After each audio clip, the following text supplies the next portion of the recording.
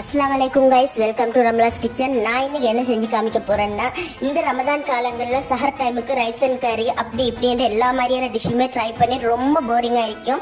So இப்போ இன்னும் ஏதாச்சும் டிஃப்ரெண்ட்டாக ட்ரை பண்ணி பார்க்கணும், வேற மாதிரி ரைஸ் செஞ்சு சாப்பிடணும் அப்படின்னு தோணும். அந்த மாதிரி எனக்கும் தோணினதுனால நான் இந்த டிஷ் ட்ரை பண்ணியிருக்கிறேன். அதாவது இந்தியாவிலலாம் ரொம்ப ட்ரெண்டிங்கில் போயிட்டு இருக்கிற ஒரு ரைஸ் ரெசிபி தான் மீன் கொழுங்குறை.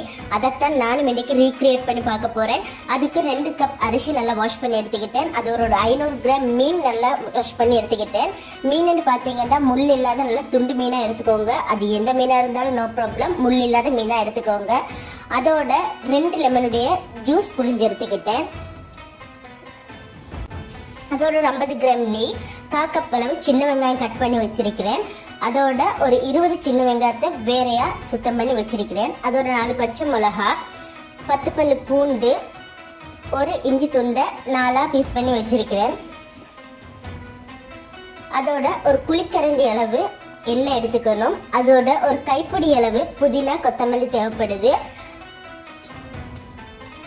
அதோட கொஞ்சமா ஜீரக கொட்டை, 2 பட்டை, 5 ஏலக்காய், ஒரு டேபிள் ஸ்பூன் அளவு சோம்பு, அதாவது பெருஞ்சீரகம். வாங்க எப்படி செய்யறதுன்னு பார்த்துக்கலாம். ஃபர்ஸ்ட் ஸ்டவ்ல பேன் வச்சுட்டு அதில் நம்ம எடுத்து வச்சிருந்த ஒரு குழிக்கரண்டி அளவு எண்ணெய் ஆட் பண்ணிக்கணும்.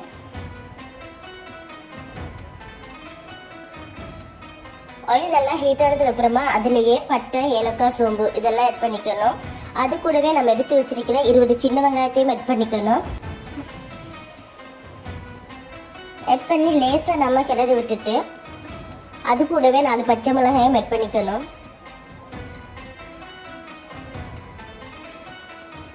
பச்சை மிளகாய் ஆட் பண்ணிட்டு அது கூடவே 10 பல்லு பூண்டு, இஞ்சி இதெல்லாம் சேர்த்துடணும். பார்த்தீங்கன்னா இது ஃப்ரை ஆகும்போது அவ்வளோ சூப்பரான ஒரு ஸ்மெல் வருது. கொழுங்குறை சூப்பராக வரும்னு இப்போவே எனக்கு நம்பிக்கை வந்துடுச்சு. அந்த அளவுக்கு ஒரு வாசனை. இப்போ இது லேசாக வதங்கி வர ஸ்டேஜில் அது கூடவே நம்ம எடுத்து வச்சிருக்கிற புதினா கொத்தமல்லி ஆட் பண்ணி நல்லா சுருள வதங்க விடணும்.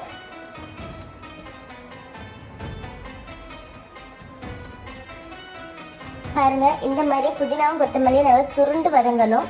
அந்த ஸ்டேஜ் வரைக்கும் நாம் இதை ஃப்ரை பண்ணிட்டு இப்போ இதை நம்ம நல்லா சூடு ஆற விட்டு மிக்ஸி ஜாரில் கொஞ்சம் தண்ணி கூடவே ஆட் பண்ணி பேஸ்ட் பண்ணிக்கணும்.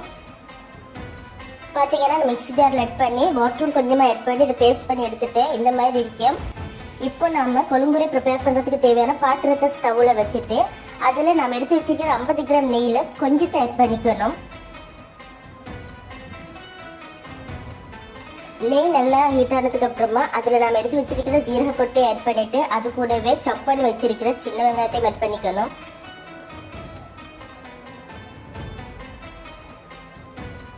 இந்த மாதிரி ஜீரகம் அண்ட் வெங்காயம் ரெண்டுமே வதங்கி வர ஸ்டேஜில் நம்ம இது கூட பேஸ்ட் பண்ணி வச்சிருக்கிற கொழுங்குறை மசாலாவை ஆட் பண்ணிக்கணும். அதாவது நம்ம மீன் கொழுங்குறை ப்ரிப்பேர் பண்ணுறதுக்கு வளமையாக நாம் வேற ரைஸ் ரெசிபிஸ் ட்ரை பண்ணும்போது சேர்த்துக்கிற ஸ்பைசஸ் எதுவுமே சேர்க்க போகிறதில்ல. ஃபுல்லாகவே நம்ம மசாலா அரைச்சி தான் இந்த மீன் கொழுங்குறை ப்ரிப்பேர் பண்ணிக்கிறோம். அந்த மசாலா எந்த அளவுக்கு வாசனைண்டா தாளிக்கும் போது கூட அவ்வளோ வாசனையாக இருந்துச்சு. பேஸ்ட் பண்ணும்போது கூட அட்டகாசமான ஒரு வாசனை மூக்கு தொலைச்சிக்கிட்டே இருந்துச்சு. அவ்வளோ சூப்பராக இருந்துச்சு. ஸோ மீன் கொழுங்குறை எப்படியுமே ஃபைனலாக சூப்பராக தான் வரப்போகுது. இது எந்த அளவுக்கு நம்ம வதக்கிக்கணும்டா, இதோட எண்ணெய் பிரிஞ்சு வர ஸ்டேஜ் வரைக்கும் நம்ம இந்த பேஸ்ட்டை இந்த மாதிரி கீழே ஆட் பண்ணி வதக்கிக்கணும். அது எப்படி கண்டுபிடிப்பீங்கன்னா, இந்த மாதிரி லேசாக அந்த பேஸ்டோடைய கலர் சேஞ்ச் ஆகி வரும். அந்த ஸ்டேஜில் நம்ம இது கூட ஃபிஷ் ஆட் பண்ணிக்கணும்.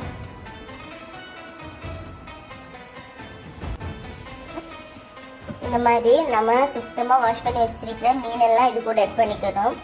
ஆட் பண்ணிட்டு லேசாக கிளறி விட்டால் போதும். இப்போ இதுலேயே நம்ம வாஷ் பண்ணி வச்சிருக்கிற ரைஸையும் ஆட் பண்ணிக்கணும்.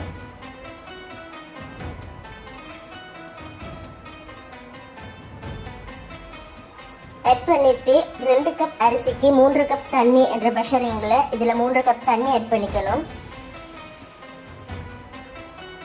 இந்த மாதிரி லேசாக கிளறி விட்டுட்டு இப்போ இது கூடவே லெமன் ஜூஸ், உப்பு, மஞ்சள் சேர்த்துக்கணும். அதாவது நாம் கொழுங்குறைக்கு தேவையான அளவு உப்பு அண்ட் மஞ்சள் ஆட் பண்ணிக்கணும். லெமன் ஜூஸையும் ஆட் பண்ணதுக்கு அப்புறமா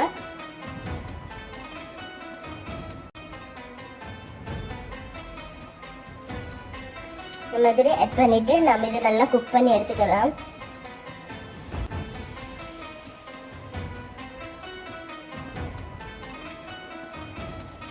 ஸ்டவ்வை மீடியம் ஃப்ளேம்லேயே வச்சு நம்ம இந்த ரைஸை குக் பண்ணிக்கணும். அதாவது அப்பப்போ நம்ம கரண்டியை போட்டு கிளற வேண்டிய அவசியம் இல்லை, அப்படியே குக் பண்ணிக்கணும்.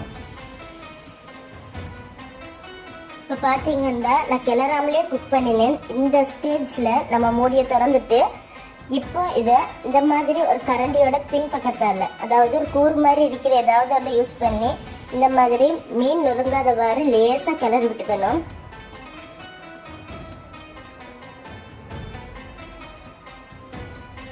இப்போ பார்த்தீங்கன்னா நம்மளுடைய கொழுங்குறையை தம்மில் போடுற ஸ்டேஜ் வந்துருச்சு. ஸோ நம்ம மிச்சம் இருக்கிற கீயையும் இந்த மாதிரி அங்கேயும் இங்கேயுமா சேர்த்துட்டு இதை தம்மில் போட்டுக்கணும். தம்மில் போடுறதுக்கெல்லாம் ரொம்ப நம்ம கஷ்டப்பட வேண்டிய அவசியமே இல்லை. அதுக்கு சுத்தமான ஒரு பொலித்தீன் கவர் எடுத்துக்கணும்.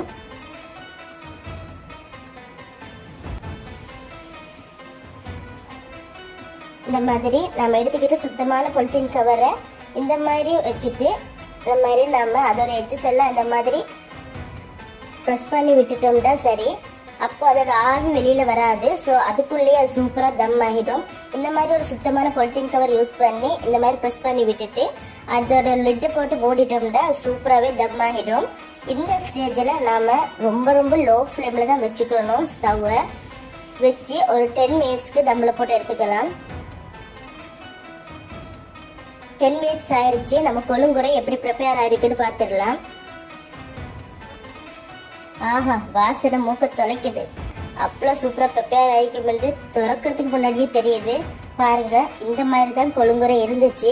இப்போ திரும்பவும் அதே கரண்டியோட பின்பக்கத்தால் லேசாக கிளறி விட்டுடுறேன்.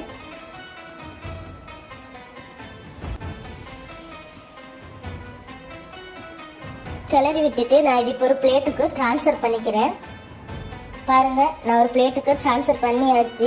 ரொம்ப ரொம்ப சூப்பராகவே அட்டகாசமாகவே மீன் கொழுங்குறை ப்ரிப்பேர் ஆயிடுச்சு. அவ்வளோ வாசமாக இருக்கு, அவ்வளோ வாசனை. ரொம்ப டேஸ்டியாகவும் இருக்குன்னு நினைக்கிறேன். நான் இப்போ இதை டேஸ்ட் பண்ணி தான் காமிக்க போகிறேன். அதாவது நான் இதை இன்னைக்கு ரைத்தா கூட தான் சர்வ் பண்ணிக்கிறேன்.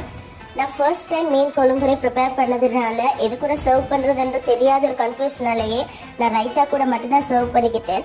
ரைத்தா கூட மீன் கொழுங்குறை டேஸ்ட் பண்ணும்போது தான் எனக்கு தோணுச்சு, இதுக்கு ஏதாவது ஸ்பைஸாக ஒரு கிரேவி நம்ம ப்ரிப்பேர் பண்ணிக்கிட்டாலும் காம்பினேஷன் சூப்பராக இருக்கும்ண்டு. அதாவது ஃபிஷ் கிரேவி இல்லை சிக்கன் கிரேவி இல்லை எனிதிங், ஏதாவது காரமாக நம்ம இது கூட சேர்த்து சாப்பிட்டா கூட காம்பினேஷன் சூப்பராக தான் இருக்கும். நீங்களும் கண்டிப்பாக ட்ரை பண்ணி பாருங்கள், உங்களுக்கு ரொம்ப ரொம்ப பிடிக்கும்.